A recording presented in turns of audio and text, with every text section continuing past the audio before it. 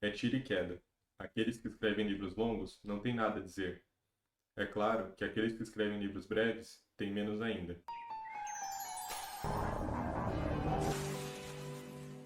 Bom, gente, Casa de Folhas. Esse livro finalmente existe. Ele tá aqui no Brasil, finalmente. Logo mais eu vou colocar um unboxing aqui no vídeo pra vocês. Então, logo mais vai ter uma sessãozinha com unboxing, um voice-overzinho meu falando sobre algumas coisas do livro. E o que eu queria falar aqui no começo já é que essa é uma perspectiva que não é inicial. Eu já conheço o livro, eu já li ele no inglês já faz alguns anos. Mas é um vídeo que eu também vou comentar ali um pouquinho da história. Eu vou fazer ali um mini resumo, vou discutir várias coisas. O foco mesmo é saber sobre, curiosamente, a autenticidade. O quão autêntica está essa tradução, o quão, de novo, é bem irônico falar isso, mas o quão real ficou essa tradução, o quanto eles seguiram o original, o quanto foi alterado. Se eu tivesse, por exemplo, lido essa versão, teria sido os mesmos sentimentos, não teria. Eu já li um pouquinho, esse livro chegou ontem em casa, já li várias sessões, vou falar mais disso na sessão do unboxing. E também vou trazer algumas comparações, né, com o livro paperback que eu tenho. E só adiantando rapidinho, ficou bom, tá muito bom. Ficou bom mesmo, assim. Só adiantando mesmo, mas vamos pro unboxing. Bom, eu não ia fazer mais vídeos, mas esse eu não resisti. Enquanto vocês testemunham minha péssima habilidade de unboxing, eu vou contar uma história. Esse livro chegou ontem aqui em casa. Eu até tentei gravar esse vídeo, mas estava uma baita chuva e o áudio ficou zoado. O dia foi passando, chegou a noite, fui deitar para ler um livro um pouco antes de dormir, né, o livro que eu estava lendo por esses últimos dias, Ser um Viajante, do Calvino, e me veio o pensamento, e se eu ler mais um pouquinho de Casa de Folhas para ver como ficou a tradução? E aí a hora que eu vi já era 3 e pouco da manhã e eu tava no capítulo 5. Ah, nessa caixa também veio uma comic do Rei de Amarelo que eu tinha comprado. Coloquei ela do lado ali. As coisas que vieram são o livro em si, 3 fotos estilo Polaroid e um marca-páginas em formato de folha. E agora eu vou mostrar tudo isso melhor pra vocês. Vou mostrar aqui com uma câmera mais pertinho e também vou pegar meu House of Leaves paperback em inglês pra gente comparar as duas versões. Bom, gente, olhando aí as duas versões lado a lado, na esquerda da Dark Side em português e na direita a minha paperback em inglês, dá pra ver também aí as 3 fotinhas, né, Polaroid, que vem junto com a versão da Dark Side. Achei as cores bem bonitas, minha câmera não é das melhores, mas prometo que é bem bonita mesmo. E elas vêm, né, da lombada do livro e também de um dos apêndices, tem algumas fotos no mesmo estilo. Achei uma ótima escolha. Tem também essa folha, né, como é a tradição da Dark Side de mandar marca-página, dessa vez vem num formato bem diferente. Achei o formato meio esquisito, mas assim, legal. Então, comparando a lombada dos dois livros, dá pra ver como a da Dark Side é muito mais esticada, né? Muito maior em comparação com a outra, com menos coisas, mas em compensação dá pra ver melhor, né? Cada item ali.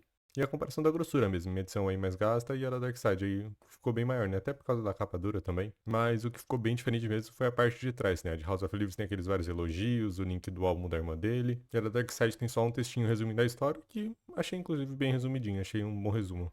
Colocando novamente os dois lado a lado, vou olhar um pouquinho a capa agora. A capa do inglês, né, é a minha versão, ela é menor do que o restante do livro, né, a versão paperback, e que tem essa primeira página colorida que fica à mostra nela, então ela fica bem machucada com o tempo porque ela fica exposta. E também é a página do título com o Zampano, Johnny e a segunda edição. Já a Dark Side é de capa dura e ela tem essa imagem do que seria a folha colorida embutida na capa. Todas as versões capa dura de House of Leaves, até onde eu sei, fazem isso. Tem esses códigos e a página de título com o Zampano, Johnny e um toquezinho legal que é o nome do tradutor. Gostei desse toque. E folheando um pouquinho os dois livros, eu gostei da pegada, assim, da versão da Dark Side, ela é bem interessante, assim. As páginas e tudo, assim, o sentimento é bom, eu gostei. No começo eu estranhei, né, obviamente, tô muito acostumado a mexer na minha cópia, mas gostei, me atendeu. Vou aproveitar também para falar daqueles códigos esquisitos do começo. Eles existem em algumas tiragens específicas de House of Leaves e achei interessante a Dark Side trazer isso para todas as edições aqui pra gente. Se você quiser saber o que é isso, bom, é segredo, eu não vou contar, né? Mas a dica que eu daria é que é um código hex que vira um arquivo de som. Mas é isso, vamos pro vídeo. Como eu acabei de falar, vamos falar um pouquinho da história, sobre o que trata esse livro Casa de Folhas. Nosso menino Johnny é provavelmente o que dá para chamar de protagonista desse livro. Ele é um tatuador dos Estados Unidos, Califórnia, e ele vai ser o clássico sexo, drogas, textos viajados, que aparentemente não fazem sentido. A escrita dele é super corrida, e eu ousaria chamar até de fluida, e tudo que for texto dele vai aparecer na fonte Coder, essa fonte aqui. Ela é a fonte padrão de script de filme, séries, essas coisas assim. Ela é a fonte sempre usada em scripts, se vocês acharem scripts na internet. Ele muito possivelmente vai estar nessa fonte. E ela também tem um significado literal do inglês de mensageiro, né? O courier, aquele que carrega até correio, enfim. Que vai ser a função dele na narrativa. Ele é a pessoa que vai trazer os textos do Zampano pra gente. E quem que é Zampano?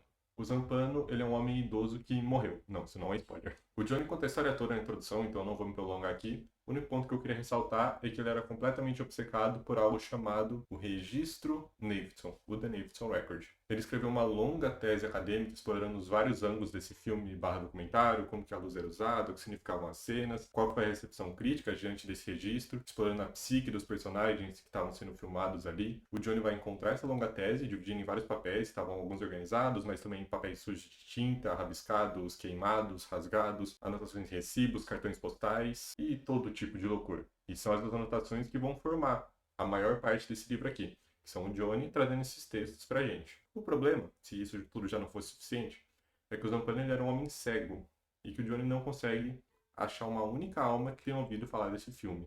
Ele não existe. Então, né, qual que é esse grande tema, qual que é essa grande história que vai formar aqui o centro do livro? Ele é o Registro Nevinson. É um filme barra documentário do fotojornalista Will Nevinson, que é um homem que ganhou o prêmio Pulitzer por uma fotografia famosa que ele fez. Então o Zampano, né, que é esse homem cego, ele vai escrever toda essa tese, né, contando toda a história do documentário, como que era, porque qualquer história, né? A família dos Nevinson tinham se mudado para uma casa em Virgínia, nos Estados Unidos. E o Nevinson queria documentar casualmente como era esse processo. Então ele encheu a casa dele de câmeras e começou a documentar tudo. Então tem cenas dele tomando limonada em frente à casa, como que a família começa a habitar aquele lugar, para onde que cada um vai. E é óbvio que num livro desses, que beira o terror em alguns momentos, as coisas não são tão simples e nem dão tão certo assim. Em um não tão belo dia, surge um corredor ligando o quarto do casal. Sim, surge um corredor na casa. Esse corredor vai ligar o quarto do casal, Will Nevinson e Karen Green, ao quarto das crianças, o Chad e a Daisy. Onde antes tinha uma parede, agora é um corredor que conecta os dois quartos. Estou resumindo bastante, mas também em outro não tão belo dia, uma porta surge na sala de estar deles. Sim, surge uma porta lá. E essa porta, que deveria por todas as leis da física abrir diretamente ao jardim deles, abre para um longo corredor completamente escuro. Então o livro ele vai lidar com a exploração da família Nevinson nesse ambiente, agora hostil, que é a casa. E com o efeito que isso tem nas pessoas, tanto nos próprios personagens da família Nevinson, como daqueles como Zampano, as pessoas que ele diz ter entrevistado, Johnny e até você mesmo, que está testemunhando essa história. Bom, resumindo o enredo, vamos falar um pouquinho da tradução. O livro foi traduzido por Adriano Scandolara e diagramado por Lilian Mitsunaga. Como comentei no começo do vídeo, adiantando todas as opiniões, ficou maravilhoso. Eu li vários trechos favoritos meus, alguns poemas, cartas e também do começo até o final do 5º capítulo, como eu contei pra vocês.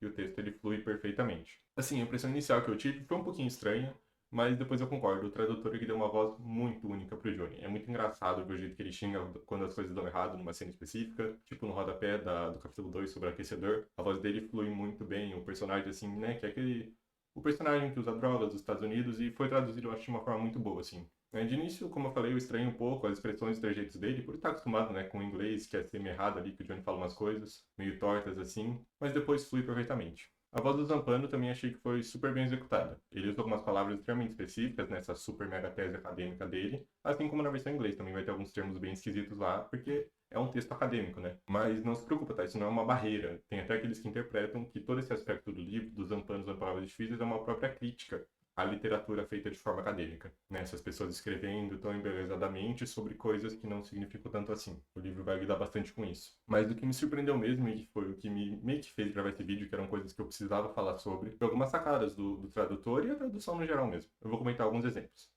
No começo, página 11, quer dizer, na página XI, né, que é na página do Johnny, ainda não é nas páginas que começam no número 1, são nas páginas que ainda estão em números romanos. Ele comenta no inglês sobre a fatídica noite que tudo aconteceu. E o livro ele vai separar o fatídico, né, que é o fateful, em fate, para falar de destino, que é fate, e sobre o sufixo ful, né, para formar o fateful de fatídico. O que o tradutor faz é transformar em uma noite desastrosa. E ele vai falar de astros, né?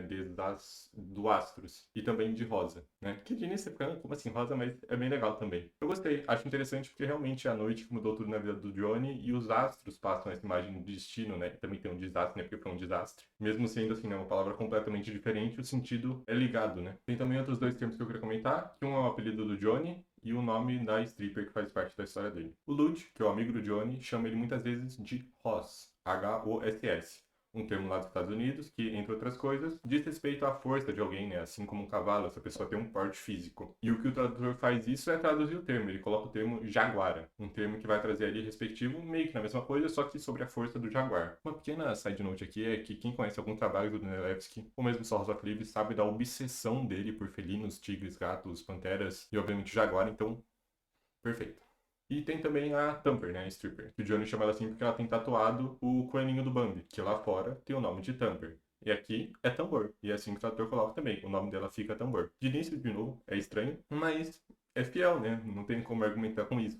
E é importante, né? O nome dela ser o nome do personagem de Bambi, isso tem algumas coisas com a história e tudo mais. E é o nome do coelho na adaptação de Bambi aqui do Brasil, então faz todo sentido, perfeito. Muitas passagens e expressões são mantidas no próprio significado original também. Só dentro do Johnny tem várias. Na página 22, nós vemos o Johnny falando que o Zampano é cego como um morcego, que é a mesma expressão, tradução direta, do inglês, que é blind as a bat. Que essa é uma expressão que eu considero até no livro uma expressão muito importante, essa relação do Zampano com cegueira e morcegos, tem toda uma relação com ecos também. Então, muito bom que isso é mantido, né? E como eu falei, algumas sacadas dentro do autor. Eu vou citar algumas aqui, mas só nesse comecinho assim, do livro que eu li já tem várias. Vou citar aqui alguns exemplos do capítulo 5, mas eu vou tentar ser vago, então não precisa se preocupar com spoiler. Na página 61, a gente tem uma nota de rodapé do Zampano, falando sobre, na versão em inglês, os calouros, né? Que são os freshmen. E aí depois faz uma mini anedota usando o termo frosh, que também é meio que o jeito deles de chamar ali os calouros, só que de forma abreviada, e tem relação com o fresh, né? A parte fresca, enfim. E na versão em português a gente vai ter o Zampano, falando ainda de calouros, né? O texto é o mesmo, obviamente. E ele termina a anedota usando o termo bicho, com X, que é o termo que o pessoal normalmente usa na faculdade, né? Que tem relação fonética também com o termo bicho, com CH.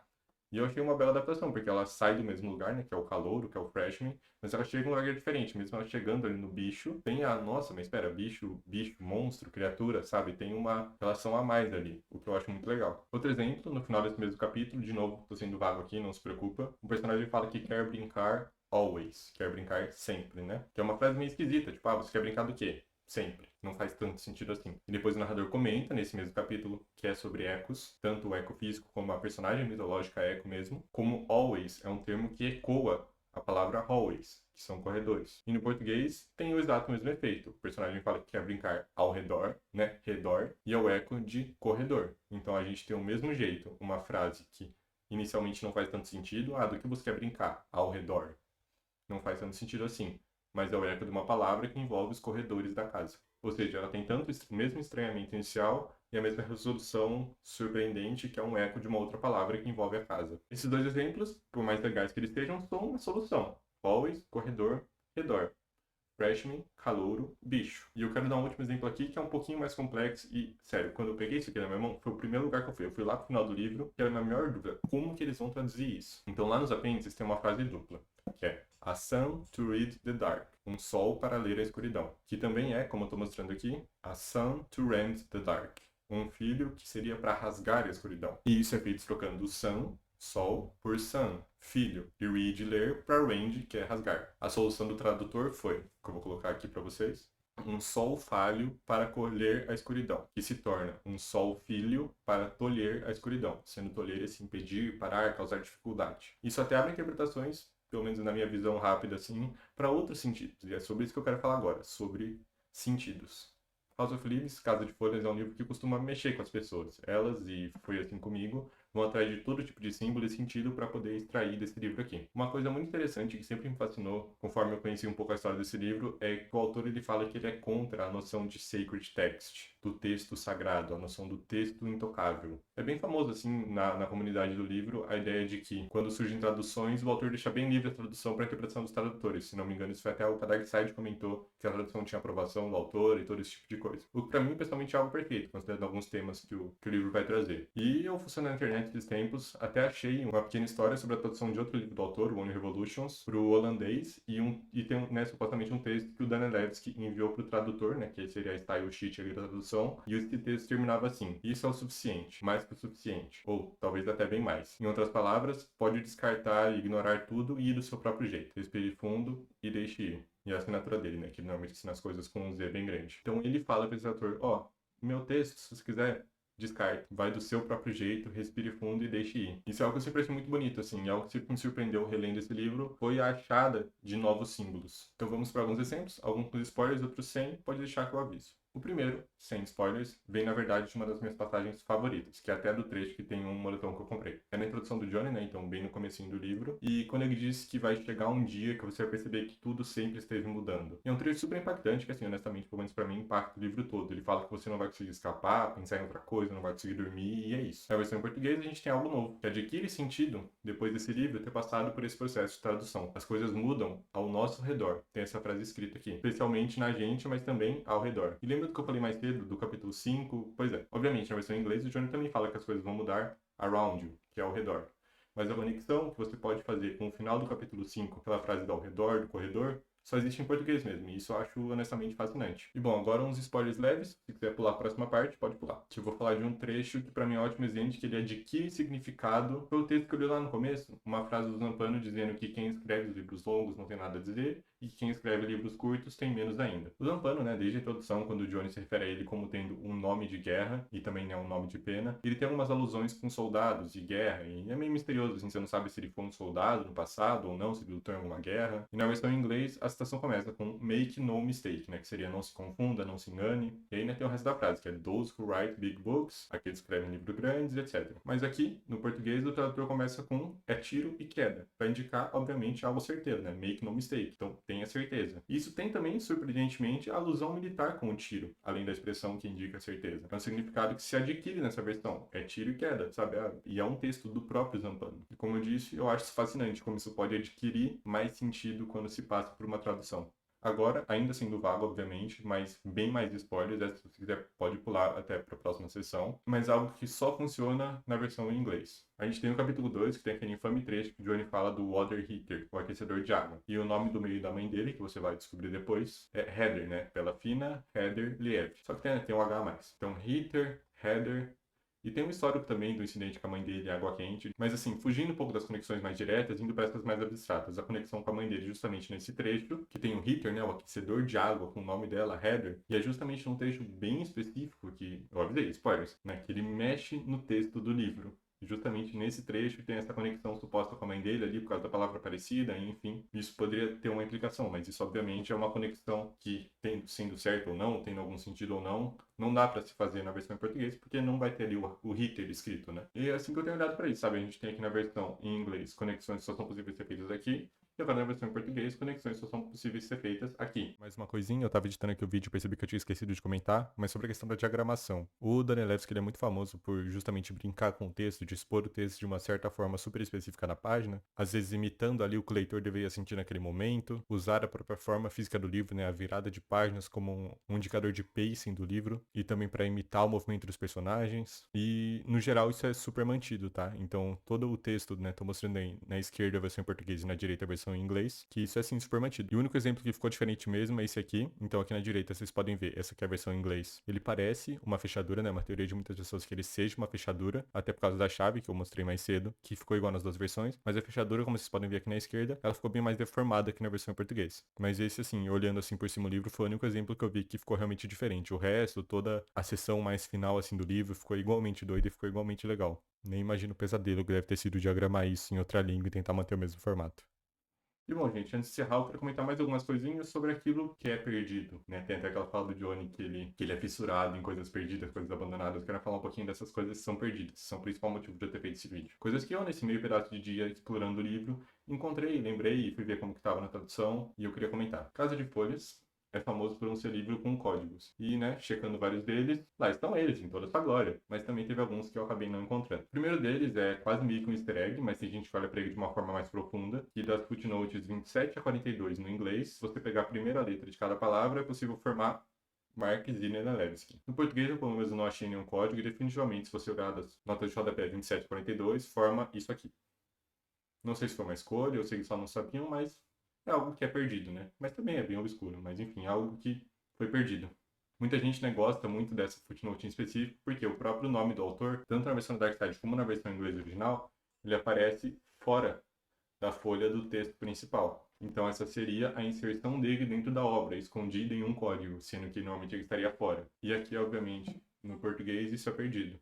Oi, gente, sou eu de novo, Pedro da edição, e eu percebi que eu tinha esquecido algumas coisas que eu queria comentar, de algumas dessas leves perdas de novo. Uma delas, bem simples, mas é o The Davidson Record, né? Pode ser abreviado como TNR. E a fonte usada pelo Zampano, né, tanto na versão em inglês como na versão em português, é a Times New Roman, que também é abreviada como TNR. E, obviamente, né, o registro Davidson, ORN, não é abreviado como TNR. Então, a gente tinha esse linkzinho entre o nome do Davidson Record com a própria fonte do Zampano, e, obviamente, algo, né, levemente perdido aí. E uma outra coisinha que eu comentei e acabei esquecendo é que essa eu nem sei se chega a ser uma teoria em si, mas, né, o The Davidson Record, ele tem em si 23 capítulos, conforme a parte do final do livro. E a introdução do Johnny, pelo menos na versão em inglês, acaba exatamente na página 23, né? Que são as páginas numeradas por números romanos antes das páginas de verdade. Então, até uma coisinha que eu sempre fiz assim foi tentar linkar as páginas do Johnny com cada capítulo, né, do The Davidson Record. E, obviamente, né, no português, por causa da diferença de páginas, ela acaba, se eu não me engano, na página 25.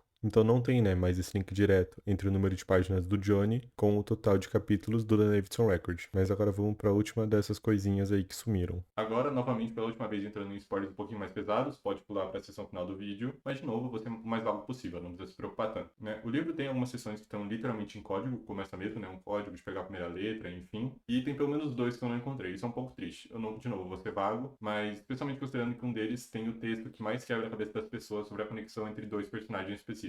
Para quem sabe do que eu tô falando, é a carta que tem escrito My Dear Zampano. Essa me quebrou um pouquinho a gente não ter na versão aqui em português, que é um texto que mexe muito com a cabeça das pessoas quando elas leem o original. E aproveitando que a gente tá falando de spoiler, eu vou mencionar aqui 2 coisas rápidas. Redwood ficou traduzido como sequoia, né, o nome da árvore mesmo, e felizmente, para alegria de todos, foi mantido com o nome. E até fica, né, aparece o sequoia. Tem também a seção que fala do myth, né, o mito, e em português ficou absurdo de bom. Eu amei ver, foi acho que a segunda coisa que eu fui atrás de ver como que estava escrito e tava lá. Mito é o tigre que ronda o rebanho, mito é o senhor monstro de Tom, o mito é a fera de Holloway, né? O Holloway, que é, vocês vão ficar faltando palavras, e fica lá, né, só Hall e o Y. O mito é o Minotauro, o mito é Redwood, né? No caso, o mito é Sequoia. Não vou entrar em detalhes, porque isso envolve muito da família, mas só de permanecer o mito como a fera de Holloway preserva um sentido que eu achei, honestamente, que ficaria perdido. Como é bom ver exatamente o mesmo texto podendo adquirir o mesmo significado, tanto na versão em português como na versão em inglês. E um outro que também é levemente perdido, mas assim, nada demais. Ou pode ser algo demais também. Mas no poema The Panther, um dos poemas que fica ao final do livro, nos apêndices. No original, é referido a um poema, né, que fala sobre a vida dessa pantera, sobre como ela age, sobre a dor que essa pantera sente. E no original ele é referido no masculino, né? Vai ter lá, he blinks, he has made love. E aqui, obviamente, como pantera é feminino, é escrito no feminino, né? E essa pantera muito provavelmente se refere a algo masculino, né? Que envolve os outros trabalhos do autor que estão ali, de ter família e assim, é algo perdido, né? Mais ou menos, é uma troca ali de pronomes, mas é uma coisa que eu queria comentar porque é outra coisa que a alusão que poderia ser feita é talvez ali perdido um pouco no sentido. Mas é isso, gente, como vocês podem ver, todas as coisas que eu falei que são perdidas são coisas mega obscuras. O geral, assim, do texto tá ótimo, nossa, tá tão bom. Eu achei tão fluida a leitura, o livro também muito gostoso, assim, achei de segurar a textura dele, a textura das páginas. De início eu estranhei também, mas depois lendo achei perfeito, assim. Tem tanta coisa mais que eu queria falar sobre alguns trechos muito específicos. Vocês acharam isso específico? Tem muita coisa muito mais específica. E como eu falei no começo, é uma perspectiva de alguém que gosta muito do autor. Tem esse livro, tem vários... Opa! Tem vários outros do autor ali, que eu acho bem provável que jamais recebam traduções por inúmeros motivos. E eu até pensei, talvez, fazer um vídeo, falando brevemente sobre as outras obras do autor, para quem tiver curiosidade e estiver conhecendo agora o Casa de Folhas, saber o que mais esse autor fez da vida dele. Spoiler, muita loucura. Mas, assim, ter Casa de Folhas em português aqui na minha mão é um sentimento tão doido saber que existe outro desse. E que tem até talvez mais significados, tem outras coisas ainda. Que bom que isso existe, que bom que ficou tão, de novo, ironicamente, autêntico, né? O livro começa falando que a palavra que mais gera debate entre críticos provavelmente seja a autenticidade de algo, a vontade de provar algo como certo, como errado, e eu tô aqui falando que isso aqui ficou bem autêntico, é isso aqui, com suas diferenças, com suas mudanças, mas ainda assim autêntico. Eu não sei se o canal vai continuar, se sim, com que tipos de vídeo, mas por hoje é só isso. Muito obrigado.